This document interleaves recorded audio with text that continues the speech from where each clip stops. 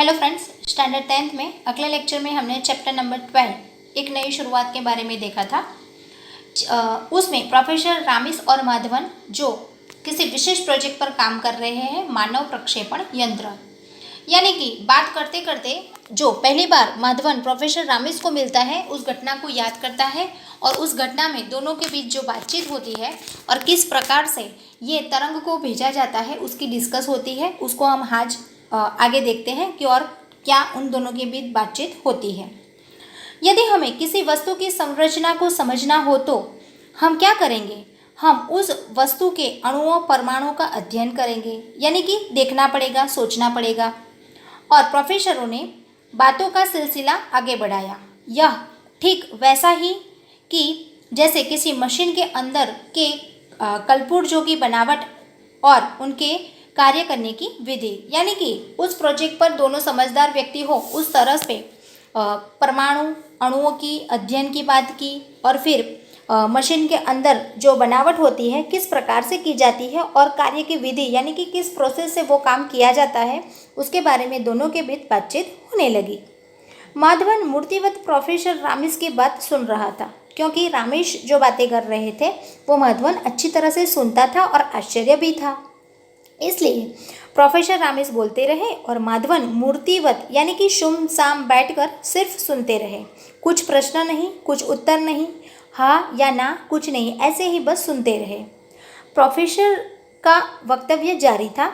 यही तो रही रुकावट की बात, यानी कि यह रुकावट की बात नहीं है, वो अपनी बात बताई जा रहे थे। अब आती है किसी वस्तु को तरंगों के माध्यम से कहीं भेजने की बात के किस प्रकार से वस्तु के तरंग को किस माध्यम से दूसरी ओर भेजा जाता है। तुम्हें तो मालूम है कि ऊर्जा कभी नष्ट नहीं होती है। हाँ, उसका स्वरूप परिवर्तित किया जा सकता है, जैसे विद्युत ऊर्जा को यांत्रिक ऊर्जा में और आणविक ऊर्जा को विद्युत ऊर्जा में, यानी कि परस्पर नष्ट नहीं होता लेकिन परिवर्तित किया जाता है। अब हम आणविक ऊर्जा को उदाहरण के रूप में लेते हैं। यह ऊर्जा यूरेनियम, थोरियम आदि तत्वों को तोड़कर प्राप्त की जाती है। इस काम के लिए परमाणु रिएक्ट काम में आ जाते हैं। इससे हम यह आसानी से समझ जाते हैं कि किसी भी वस्तु को उसके मूल तत्वों में तोड़ा जा सकता है और अगर किसी वस्तु को उसके मूल तत्वों में विभक्त किया जा सकता है, विभक्त यानी टुकड़ों में बांटना, तो उन मूल तत्वों को आपस में जोड़कर उस तत्व को दोबारा भी मूल रूप में प्राप्त किया जा सकता है। यानी कि पूरा पैराग्राफ अणु परमाणु की बात की गई है। एक ऊर्जा नष्ट नहीं होती है लेकिन उसको परिवर्तित किया जाता है और उसका उदाहरण ये है कि यूरेनियम, थोरियम आदि तत्वों को तोड़कर प्राप्त किया जाता है और उसका रिएक्ट यानी कि दूसरी बार उसको काम में लिया जाता है। और इसके अलावा विभक्त यानी कि अलग अलग टुकड़ों में बांटा जा सकता है और उन तत्वों को आपस में जोड़कर उस तत्व को दोबारा मूल रूप में भी लाया जा सकता है। यानी कि जैसा टुकड़ों में विभक्त किया था वैसे ही मूल रूप में उसको लाया जा सकता है। हाँ, यह तो है। माधवन ने उसकी बात का समर्थन किया, यानी कि ये समझते रहे और इतने से छोटे आंसर से बात आगे बढ़ती रही। प्रोफेसर रामिस ने अपनी बात आगे बढ़ाई और तुम्हें यह भी मालूम है कि हमारा शरीर भी विभिन्न प्रकार के तत्वों से मिलकर बना है और हालांकि किसी वस्तु और जीवित प्राणी की संरचना में काफ़ी अंतर होता है। यानी कि हमारा शरीर विभिन्न प्रकार के तत्वों से तो बना है, लेकिन किसी वस्तु और जीवित प्राणी की संरचना जो होती है उसमें अंतर यानी कि फ़र्क होता है, डिफरेंट होता है। लेकिन जो बातें किसी वस्तु के बारे में लागू होती है वही बातें जीवित प्राणियों के बारे में भी लागू होती है। और कोई कोई बात ऐसी होती है जो सजीव और निर्जीव दोनों में सेम होती है। अर्थात हम यह कह सकते हैं कि जिस प्रकार किसी वस्तु को उसके मूल तत्वों में विभक्त और वापस उन तत्वों को जोड़कर उसके मूल रूप में पाया जा सकता है, उसी प्रकार जीवित प्राणी के साथ यह प्रक्रिया अपनाई जा सकती है। यानी कि जैसा वस्तु में तोड़कर विभाजन कर टुकड़ों में बांटकर मूल वस्तु में लाना, वैसे ही जीवित प्राणी यानी कि सजीव में भी यह प्रक्रिया अपनाई जाती है, अप्लाई किया जाता है। लेकिन यह दूसरी प्रक्रिया पहली के मुकाबले काफ़ी जटिल और श्रम साध्य होगी। जटिल यानी कि थोड़ा कंफ्यूजन रहेगा, मेहनत मांगे, और श्रम साध्य यानी कि उसके पीछे मेहनत करनी पड़ेगी। कहते हुए प्रोफेसर रामिस ने एक लंबी सांस ली, यानी कि इतनी बात समझाते हुए वो थक गए और फिर थोड़ी देर के लिए माधवन के सामने रुके। आगे बताते हुए कहा कि प्रोफेसर की बात सुनकर माधवन सम्मोहन की अवस्था में आ गए, यानी कि पहले तो खुश भी हो गए और सुनते भी रहे। एक क्षण के लिए वह कुछ सोच ही न पाया कि प्रोफेसर ने इस लेक्चर को सुनाने के बाद वह प्रसन्नता व्यक्त करे अथवा शंका, यानी कि उनकी बातों से वो खुश भी हुआ कि वैज्ञानिक एक नई रीत सीख ली, और दूसरी बात ये भी थी कि शंका, यानी कि उनमें उनके मन में संदेह था, शंका थी कि डाउट था कि ऐसा कुछ हो सकता है, यानी कि दो भाव चेहरे पर वो कैसे ला सकता, प्रसन्नता का या शंका का। लेकिन अगले ही क्षण उनके दिमाग में एक सवाल कौंधा और वह बोले बिना रह नहीं सकता था, सर, माना कि यह सारी प्रक्रिया संभव है, पर इससे यह कैसे सिद्ध होता है कि हम किसी भी व्यक्ति को बिना किसी साधन के दूसरी जगह भेज सकते हैं। यानी कि उसने मन में एक प्रश्न जागा कि जो तरंगों को भेजना है तो एक स्थान से दूसरे स्थान पर वो किस तरह से भेज सकते हैं। माधवन की बात सुनकर प्रोफेसर के चेहरे पर हालांकि हल्की सी मुस्कान दौड़ आई, यानी कि वो थोड़ा सा हंसे। वे बोले, मैंने कब कहा कि बिना किसी साधन के हम किसी को एक स्थान से दूसरे स्थान पर भेज सकते हैं। मैं तो सिर्फ यह कह रहा था कि जिस प्रकार किसी फिल्म का एक खास प्रकार के तरंगों में परिवर्तित करके उसके एक स्थान अर्थात टीवी स्टेशन से प्रक्षेपित एक दूसरे स्थान पर यानी कि टीवी सेट पर प्राप्त कर देते हैं, यानी कि जहां दूरदर्शन चैनल्स यानी कि टाटा स्काई होता है, सेट बॉक्स होता है, वहाँ सेट कर दिया जाता है एक मूवी और वो हर एक के घर में दिखाई पड़ता है, वैसे ही बिल्कुल यहाँ प्रक्रिया है कि दूसरे स्थान पर टीवी सेट पर प्राप्त कर लेते हैं। उसी प्रकार हम पहले किसी वस्तु अथवा व्यक्ति को पहले उसके मूल तत्वों से विभक्त करेंगे, यानी टुकड़ों में बांटेंगे, फिर उन तत्वों को एक विशेष प्रकार के तरंगों में परिवर्तित कर एक स्थान से दूसरे स्थान तक भेजेंगे। जहां इन तरंगों को ग्रहण किया जाएगा वहां तरंगों को वापस मूल तत्वों में परिवर्तित करके उसके मूल रूप पर में पुनः बदल दिया जाएगा, यानी कि एक स्थान पर जो तत्व होते हैं उसको विभक्त करेंगे, अलग करेंगे, फिर विशेष प्रकार के तरंग होते हैं उसे परिवर्तित करेंगे यानी कि चेंज करेंगे, उसके बाद दूसरे स्थान पर भेजेंगे, फिर तरंगों को ग्रहण करना है उस जगह पर ग्रहण किया जाएगा और तरंगों को वापस मूल तत्वों में परिवर्तित करने के बाद मूल रूप में पुनः यानी कि फिर से जैसा था वैसा बदल दिया जाएगा। यानी पूरी प्रोसेस इस प्रकार की है। और अभी अचानक माधवन की तद्रा भंग हो गई। कारण था मानव प्रक्षेपण यंत्र से जुड़े पावर सप्लाई बॉक्स से उठने वाला धुआं, यानी कि पूरी घटना को वो याद कर रहा था और उसी समय उसको याद नहीं रहा कि प्रोफेसर रामिस वहाँ दूर उनकी प्रयोगशाला में बैठे हैं और माधवन यहाँ अपने घर पर कंप्यूटर पर जो काम करना है उसके लिए बिठाया गया है। लेकिन वहाँ तो देखा तो पावर सप्लाई के बॉक्स में से धुआं उठने लगा, यानी कि जल गया, बाफ हो गया। यह देखकर मानव हक्का बक्का रह गया, यानी वो घबरा गया कि सोच में ये घटना पूरी घटनी अपने माइंड में घटती रही, याद करता रहा और ये सारा जो काम देखने के लिए रखा गया था या बिठाया गया था उसने देखा नहीं, उससे गलती हो गई। उसने मॉनिटर पर एक उड़ती सी नज़र डाली, यानी धीरे से देखा मॉनिटर पर क्या हो रहा है। प्रोफेसर रामिस का शरीर तरंगों में परिवर्तित होकर प्रक्षेपण यंत्र के रिसीवर की ओर चल पड़ा था, लेकिन अचानक हुई यह दुर्घटना, यानी कि जो काम मानव प्रक्षेपण यंत्र द्वारा वहाँ से जो तरंग भेजने थे यहाँ प्रोफेसर रामिस के शरीर की तरंगों को परिवर्तित करके रिसीव किया जाता था, यानी कि मॉनिटर पर दिखाई पड़ता था, लेकिन उसी समय अचानक यह दुर्घटना घट जाती है और माधवन घबरा जाता है। माधवन का शरीर पसीने से नह गया, यानी कि वो बहुत घबरा गया था, इसलिए उसको बहुत सारा पसीना आ गया। इससे पहले कि वह कुछ करता कमरे की पावर सप्लाई ऑफ हो गई, यानी बंद हो गई। माधवन के हाथ पैर फूल गए, यानी कि वो ज़्यादा घबरा गया कि अब वो क्या करे। उसकी समझ में नहीं आ रहा था कि अब वह क्या करे क्या नहीं। उस समय सिर्फ यंत्र की रडार प्रणाली और उससे जुड़ा कंप्यूटर ही काम कर रहा था। यानी कि जो तरंग की बात की गई थी वो तरंग की जगह पे यहाँ सिर्फ जो प्रणाली जो प्रोसेस होती है वो प्रोसेस और कंप्यूटर काम कर रहा था।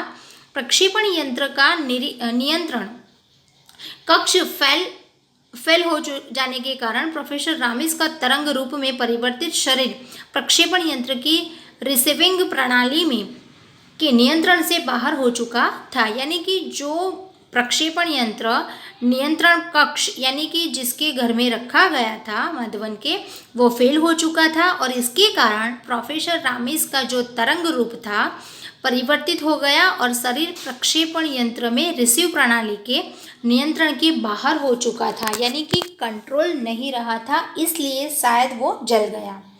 लेकिन सुकून की बात यह थी कि तरंगों में परिवर्तित प्रोफेसर के शरीर की स्थिति कंप्यूटर पर प्रदर्शित हो रही थी। यानी कि ये सारी घटना होने के बाद भी ये बहुत अच्छी बात थी, सुकून की बात थी कि तरंगों में परिवर्तित प्रोफेसर रामिस का जो शरीर था उसकी स्थिति कंप्यूटर पर प्रदर्शित यानी कि दिखाई दे रही थी। यानी कि उनका प्रोजेक्ट काम कर गया। मानव प्रक्षेपण यंत्र की दूसरी इकाई ठप हो जाने के कारण यानी कि इकाई मानी दूसरा हिस्सा, उसमें प्रोफेसर रामिस का तरंग स्वरूप अपनी गति खो बैठा था और वह हवा के बहाव के साथ प्रयोगशाला के पीछे बहने वाले नालों की ओर उड़ चला। यानी कि प्रयोगशाला के पीछे का जो हिस्सा था उस नाले में से उड़ गया। यानी कि गति खो बैठा था, प्रोसेस नहीं हो रहा था और हवा के बहाव ज़्यादा हवा होने के कारण पीछे बहने लगा और वहाँ से उड़ भी गया।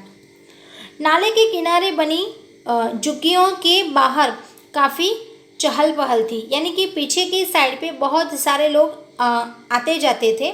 वहाँ पर अभी अभी शराब पीकर आए दो लोग आपस में गाली गलौज कर रहे थे। पास में चेचक के दो मरीज लेटे हुए थे। उनकी थोड़ी दूरी पर बैठे बच्चे खाना खाने की जिद कर रहे थे। उनकी माँ के पास जल रहे चूल्हे की गीली लकड़ियों से झूलते हुए अपने बच्चों की बुरी तरह से डांट रही थी। यानी कि ये सारी क्रिया पीछे चल रही थी कि शराब पीकर दो लोग आपस में गाली गलौज कर रहे थे, दो मरीज लेटे हुए थे, बच्चे खाने के लिए जिद कर रहे थे। फिर माँ जो लकड़ी गीली थी और उसमें से चूल्हे पर से आग नहीं जलती थी और बच्चों को बुरी तरह डांट रही थी क्योंकि उसका चूल्हा नहीं जल रहा था। ये सारी प्रोसेस यानी क्रियाएं चलती रहती थी। उधर माधवन की दशा देखने लायक थी। उसका दिमाग काम नहीं कर रहा था। कभी वह फायर ब्रिगेड वालों को फ़ोन कर रहा था, कभी बिजली के मिस्त्री को और कभी अपने आप से बातें करने लगा था। यानी कि घबरा गया था कि अब क्या करे, क्योंकि आग लग गई थी, इसलिए फायर ब्रिगेड वाले को बुलाए और पानी डाल के ठंडा करा दे। कभी बिजली वाले को बुलाने के लिए ट्राई कर रहा था और खुद घबरा रहा था। उस उपक्रमों में 15 मिनट का समय कब व्यतीत हो गया यह पता ही नहीं चला। यानी कि पूरी प्रोसेस 15 मिनट तक चली। सहसा माधवन के दिमाग में एक विचार पौंधा। यानी फिर से उसके दिमाग में एक विचार आया। उसने प्रक्षेपण यंत्र की स्विच को पावर बॉक्स से निकाला और सीधी बिजली की स्विच से जोड़ दिया। देखते ही देखते कमरा रोशनी से भर गया। यानी कि ये प्रोसेस उसके माइंड में नहीं आई है, क्योंकि पावर बॉक्स में से निकाला हुआ जो स्विच बोर्ड में जोड़ना था, इसके कारण पूरा जो कमरा था रोशनी से प्रकाश से भर गया। मानव प्रक्षेपण यंत्र फिर से सक्रिय हो उठा। यानी कि ये प्रोसेस पूरी करनी थी, ये उसको समझ में नहीं आ रही थी। जो उसके दिमाग में अचानक विचार आ जाता है और स्विच बोर्ड में वो लगा देता है, इसलिए पूरा प्रकाश सारे रूम में फैल जाता है। संयोगी बात यह थी कि प्रोफेसर का शरीर अभी भी नियंत्रण कक्ष की सीमा में था। मशीन की कार्यप्रणाली ऑन होते ही वे तरंगे रिसीवर की ओर घूम रही थी। यानी कि मानव प्रक्षेपण यंत्र जो प्रोसेस करनी थी वो यहाँ दिखाई देती है। कुछ ही क्षणों में वे तरंगे प्रक्षेपण यंत्र द्वारा रिसीव कर ली गई और उस कार्यप्रणाली पुनः उन तरंगों को अपने मूल स्वरूप में परिवर्तित करने लगी। माधवन जल्दी ही रिसीवर के चैम्बर के पास पहुंचा और लगे बटनों को दबाने लगा। यानी कि पूरी बात जो थी घटना के अनुसार जैसी समझाई थी वैसी बिल्कुल हो रही थी, लेकिन माधवन का मन वहाँ नहीं था, या तो फिर वो घबरा गया था, इसलिए सारी प्रोसेस उसके समझ में नहीं आती थी। चंद क्षणों के अंतराल के पश्चात रिसीवर ने सारी प्रक्रिया सफलतापूर्वक संपन्न कर लेने का संकेत दिया। यानी कि पूरी प्रोसेस हो जाने के बाद संकेत मिलता है कि ये काम पूरा हो गया है। उसी क्षण रिसीवर के चैम्बर में हलचल हुई और प्रोफेसर रामेश बाहर आ गए। और वहाँ प्रोफेसर रामेश बाहर आ जाते हैं। माधवन उतनी ही उत्तेजना को संभाल नहीं सका। वह लपक कर प्रोफेसर के पास पहुंचा, उन्हें अपनी बाहों में भींच लिया, क्योंकि वो डर गया था कि शायद प्रोफेसर रामेश को तो कुछ नहीं हुआ है। इसलिए उनको देखकर पहले तो उत्तेजना से संभल नहीं सका और उनको अपनी बाहों में भींच लिया, यानी कि उसको गले से लगा लिया। लेकिन अगले ही क्षण प्रोफेसर का अचेत शरीर माधवन की बाहों में था। माधवन ने प्रोफेसर को बगल के कमरे में लिटा दिया और बिना कोई समय गंवाए डॉक्टर को बुलाने के लिए फ़ोन मिलाने लगा। यानी कि माधवन उस समय प्रोफेसर को देखा तो बहुत उनका शरीर गर्म हो चुका था, इसलिए कमरे में लिटा देते हैं और फिर डॉक्टर को फ़ोन करते हैं। डॉक्टर ने आते ही प्रोफेसर का चेकअप किया। उन्होंने प्रोफेसर रामेश को एक इंजेक्शन लगाया, फिर दिशा निर्देश देकर चले गए। यानी कि ये करना है, ये नहीं करना है। दिशा निर्देश मानी जिस तरीके से डॉक्टर ने बताया उसी तरीके से उनको काम करना है। लगभग आधे घंटे के बाद प्रोफेसर रामेश को होश आया। यह देखकर माधवन की जान में जान आ गई। वह बोला, बधाई हो सर, आपका प्रयोग, यानी कि वो सफल हो गए। प्रोफेसर रामेश के मस्तिष्क में काफ़ी उथल पुथल मची हुई थी। एक और थी उनकी वर्षों की मेहनत, उनका महान आविष्कार जो उन्हें भारतवर्ष ही नहीं संपूर्ण विश्व में प्रसिद्ध दिलाने वाला था कि प्रोफेसर रामेश ने एक नया काम किया, मानव प्रक्षेपण यंत्र का प्रोजेक्ट पूरा कर दिया। दूसरी ओर था उनका कुछ क्षणों का वह अनुभव, यानी कि किस प्रकार वो अनुभव से गुजरे, जिससे वे अभी थोड़ी देर पहले ही 2-4 हुए थे। यानी कि उनका शरीर पूरा गर्म हो चुका था। अगर माधवन डॉक्टर को समय पर नहीं बुलाता तो शायद कुछ हो जाता। नाले के संडाथ मारते पानी के किनारे बजबजाती हुई मानवीयता ने उन्हें हिलाकर रख दिया था।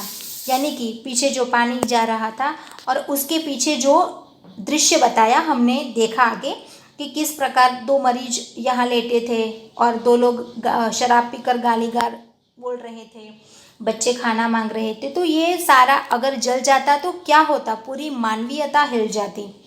उन्हें अपना संपूर्ण व्यक्तित्व ही खोखला नज़र आने लगा कि शायद कुछ ऐसा हो जाता तो मेरा क्या होता, मेरा नाम ही नहीं रहता और मेरा प्रोजेक्ट तो बाजू पर ही रह जाता। और ठीक उसी क्षण माधवन की बात उनके कानों तक पहुंची। उन्होंने रामेश की बात बीच में ही काट दी। प्रयोग? कैसा प्रयोग? अभी तो मुझे अपना काम शुरू करना है। इसे देश के लाखों नागरिकों को कुपोषण से बचाना है, उनको जीवन की न्यूनतम सुविधाएं उपलब्ध करवानी है। यह बहुत बड़ा काम है और अभी तो इसकी शुरुआत होनी भी शेष है। कहते हुए प्रोफेसर रामेश ने खड़े होकर अपने कमरे के बाहर निकल गए। यानी कि जो बिछड़ गया या पीछे जो हो गया उसके बारे में न सोचते हुए इसकी प्रसन्नता व्यक्त करते हुए बताया कि कितने ही कुपोषण जो बच्चे हैं उनको पोषण देकर मैं ये प्रोजेक्ट पूरा कर दूंगा और ये काम तो मैंने अभी शुरू की है, यानी कि एक नई शुरुआत की है और वहाँ जो आगे का काम है शेष है, बाकी है। यानी कि वह वहाँ से खड़े होकर वो अपने कमरे के बाहर निकल जाते हैं। माधवन हैरान परेशान उनके पीछे भागा। वह उनकी समझ भी कैसे सकता था कि इस दुर्घटना के दौरान प्रोफेसर रामेश पर क्या बीती थी और किन हालात में वे इतना बड़ा फैसला लेने में सक्षम हुए थे। यानी कि जो स्थिति बताई वो स्थिति के अनुसार प्रोफेसर रामेश शायद जिंदा न भी रहते, इसलिए माधवन घबरा गया था और आगे का जो निर्णय था प्रोफेसर रामेश का इस प्रोजेक्ट पर काम करना, वो माधवन सुनकर हैरान परेशान हो जाता है और इतना बड़ा फैसला लेने के लिए वो सक्षम कैसे हो गए। यानी कि एक नई शुरुआत सबसे पहले करनी ही होगी, जो प्रोफेसर रामेश ने मानव प्रक्षेपण यंत्र द्वारा कितने ही कुपोषण बच्चों को जो पोषण मिलता है इस प्रोजेक्ट के द्वारा जो सुविधाएं प्राप्त करानी है, इसलिए वो काम कर रहे थे। चाहे उनके शरीर में जो कुछ भी हो इसके लिए वो तैयार थे और एक वैज्ञानिक ढंग से काम करने के लिए माधवन को भी अपने साथ ले जा रहे थे। Thank you.